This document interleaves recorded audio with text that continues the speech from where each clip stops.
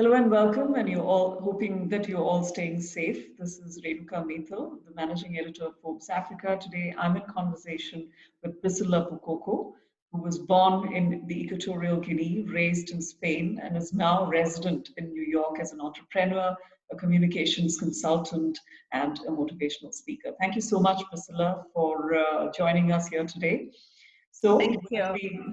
with the COVID-19 crisis, I mean, I'm sure you're in quarantine in your beautiful apartment in New York, in Manhattan. What is the view like? I mean, New York is getting all the bad press these days for the number of cases that you have. So what really is the buzz on the roads in New York now? Well, it's a very challenging time for all New Yorkers. I've been 20 years living in New York City, and I haven't ever seen anything like that. It's scary to look into the window and see Times Square completely empty. I live a few blocks from Times Square, and also not seeing any traffic, no noise. The only noise I see is at 7 p.m. when everybody comes to the window together to just clap for the workers, the medical workers and essential workers in New York City. I think we were not expecting that this will be such a big crisis, and New York City is not ready for all the cases and how rapidly is spreading the virus. It's not a surprise either, because New York, of course, is the epicenter of all this, a lot of tourism, and because we didn't take precautions before and we were not really aware of the magnitude of the problem. So people were continually coming in and out. It was March 10th, actually, I was coming back from Madrid in Germany.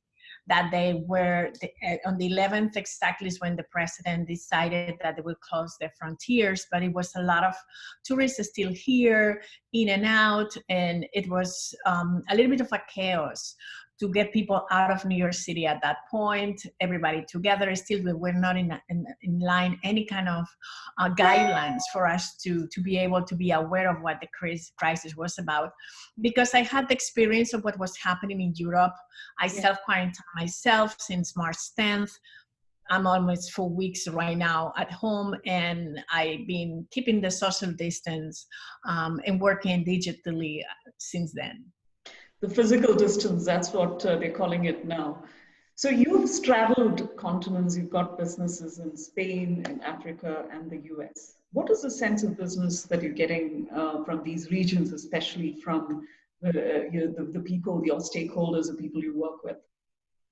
Well, it's been extremely confusing times, because in Africa, really, the consciousness of the problem didn't come till maybe a few weeks ago. And we were thinking that it would not be such a big impact in the businesses that we have. My brothers put a business in Kenya and in Rwanda. It's a retail store called Jokora Sports, and we sell sport items, and we had to close them.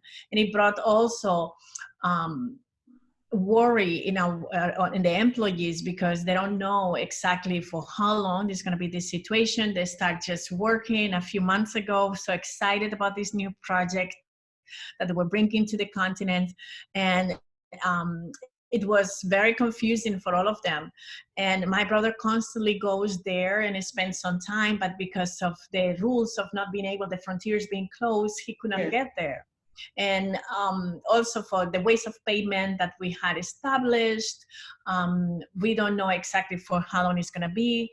And it's been very challenging. And also from the perspective of Spain, we carry a wine business, and all the restaurants close.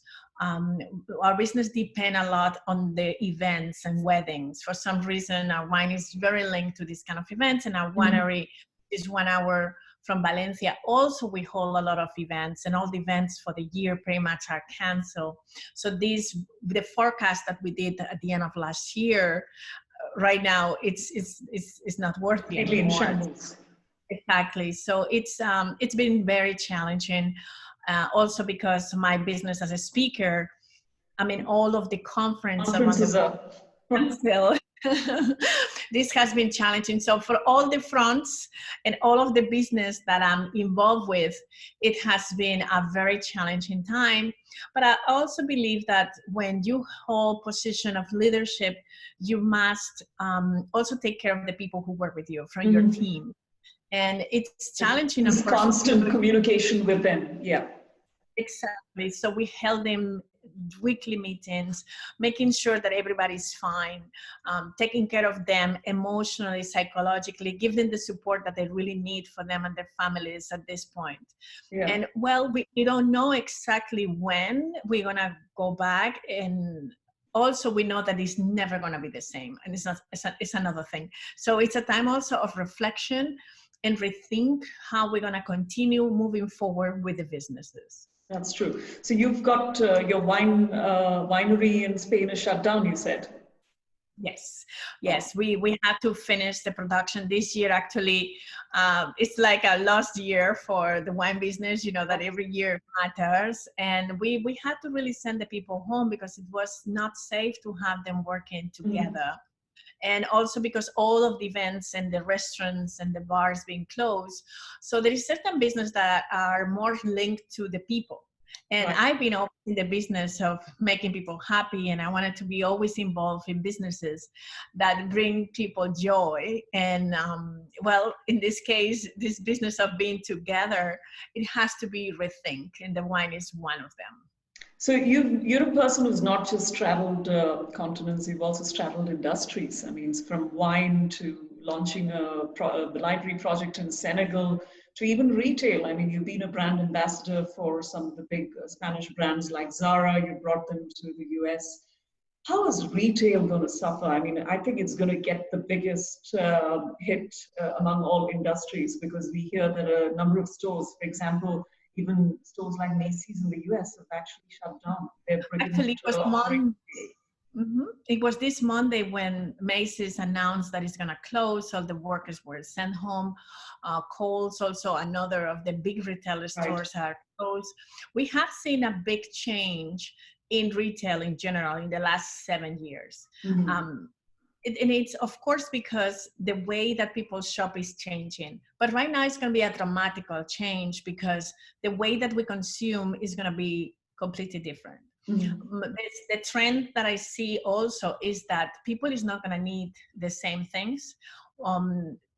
All of the products and the way we shop by periods of time, spring and September, all the fashion shows, all of the retail business is going to change because also the values of people, their priorities has changed. Right now, how important is the value of how do you dress?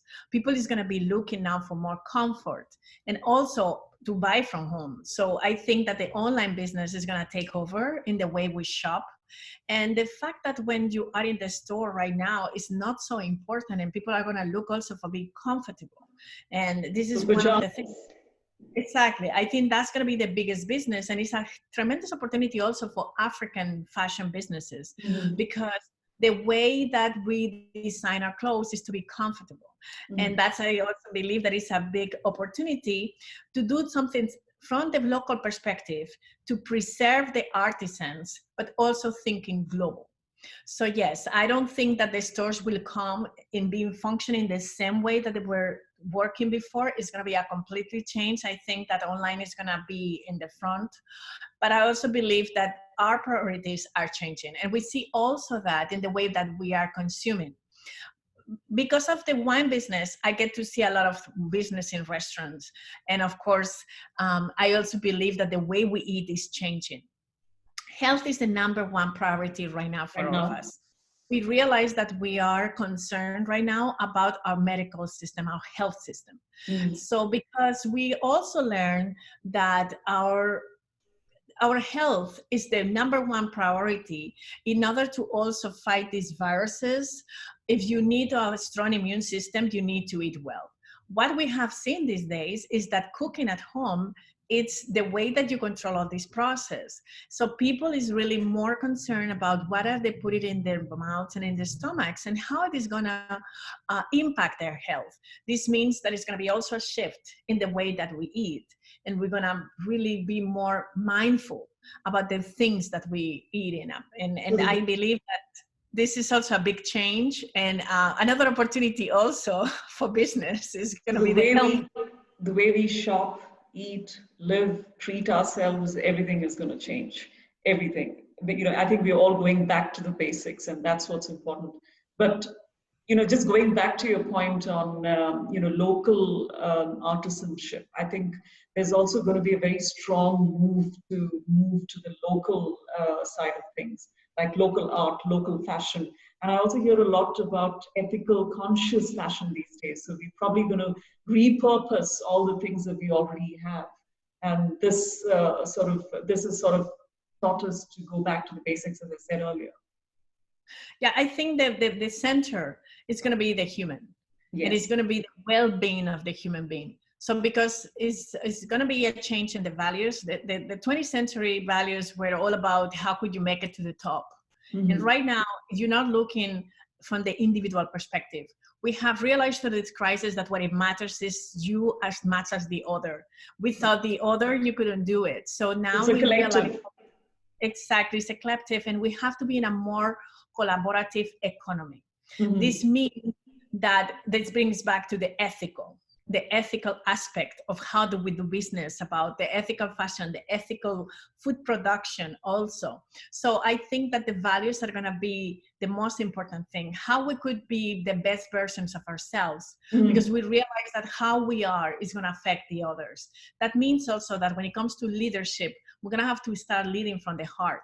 It's not going to be only an economic driven business. Is going to be more driven about how could I bring more wellness, comfort to everybody, because what I do affects. We also realize that we are all interdependent more than ever. Every country we depend on each other.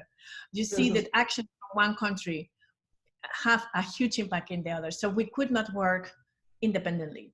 Of course, the local business is super important, but I also believe that we need to have certain guidelines and mm-hmm. cooperation, globally thinking. So I think it's going to be a combination of both, which I think that at the end will bring so much better balance to all of that. Let's talk about your project in Africa, the library project in Senegal that you're planning to kickstart. What is the status of that project right now? Well, actually, the opening was supposed to be at the end of April, and the team were supposed to be there for the opening of the library. But since the problem at the end of February, we already were slowing down in the sense of we don't know what's going on. Mm-hmm. And we are, and in this project, we have other people, partnership with other people, and we realized that we was not able to finish up in the time that we wanted to. So it's going to be the delay of the plans that we had. But I also think that it's a good thing that happened from that. And as I realized that maybe we have to do digital libraries also. My aim, my mission is really that everybody has the opportunity to really get access to knowledge and to more universal education, to more universal access to knowledge. And in this sense, I think that, of course, we're not going to stop. COVID is not going to stop us to keep building libraries. I think that the feeling of touching a book is nothing could change that. And you see that now that we're home, how nice it is to just have access to your books and you've got a library behind you, so do I. I mean, it's always so tempting to reach out for a book, every time you want to be inspired. One of the motto of BBLP is that with a book, you are never alone. No. And in this time that we might feel isolated, I think that a book will never let you be alone, because a lot of people never let you down either. Exactly. A lot of people, we are with our families, we have the opportunity, but a lot of people are in confinement and they don't have families. They don't have no one to reach out. They live by themselves. And I think that to have a book, it's always, this person becomes your mentor, the author, maybe the characters become your best friends when the time that you're reading. So I want to really give this gift of books and access to imagination and the different worlds in Africa. So we will not stop, we will find ways. And now I'm with my team trying to be the more creative.